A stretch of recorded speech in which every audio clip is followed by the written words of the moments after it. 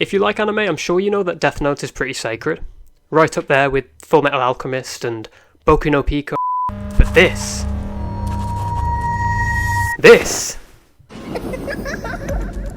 is straight from hell. It's been known for a while that anime games don't have the best track record. We get crap like Jump Force and just have to entertain the idea that it's worth paying £70 for, just because it looks pretty and has our favourite characters in it. Then, when we find out it's just a heaping pile of trash, we fake being surprised and move on with our lives, just waiting for the next anime game to come along and scam us. That's when Sparking Zero came along and actually gave us hope, with the awesome visuals and loaded roster and actually fun gameplay. It seemed like things were finally looking up. Until this little shit came along anyway. Cheers mate, crushed all our dreams. I mean, picture Death Note, I'm pretty sure this is the last thing that comes to mind. Death Note was dark, edgy and mind-blowing. We went from epic 4D mental chess battles to a knockoff Coco Melon chess set that you'll find in the toy section of Aldi. Also, it took a while for me to realise, but the graphics are actually based on the finger puppets that Nia has in the show. But still, they're ugly as hell, and they don't really represent the gravity and the coolness of Death Note from a stylistic point of view.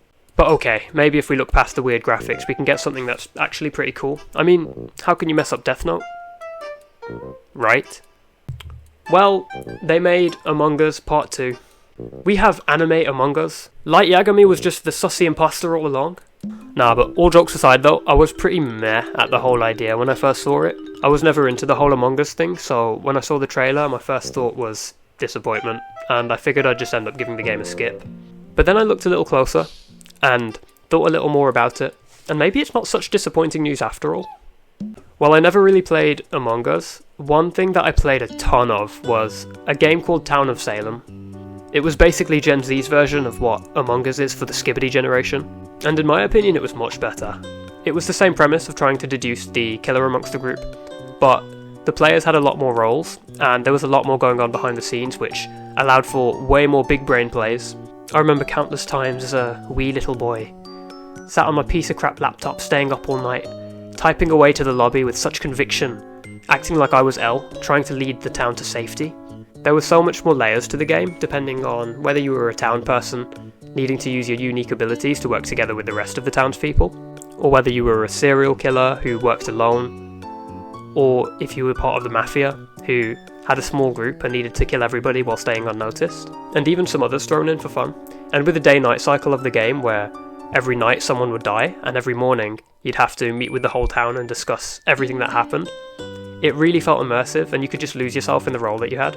So basically I spent a huge chunk of my childhood just playing Town of Salem and treating it as my self-insert Death Note AU.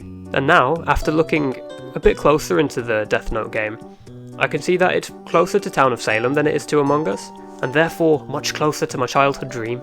If you go to the game's official website, you get a bit more information on how the game works, and to be honest, despite looking goofy as hell, it might be the perfect type of game for Death Note. Each match will be a 2v8, so you have Kira and Kira's follower versus L and his 7 detectives. Kira and Kira's follower are trying to find and kill L, whereas L and his team of investigators are working together to try and stop Kira. It sounds simple at first, but with each role having specific abilities, you realise that the potential for strategy is actually quite high. For instance, Kira and Kira's follower are able to swap the Death Note between each other in order to divert attention and avoid suspicion. Also, if too much heat is on Kira, then Kira's follower can steal people's IDs to get their names, and then relay this information to Kira so that he can keep killing on the down low. The investigators can fill notepads throughout the game so that they can leave behind their leads that they were following to all the other players once they're killed by Kira. Also in the trailer there's this hilarious scene where you can handcuff somebody else to you and recreate the homoerotic tension between Light and L when they did this in the show.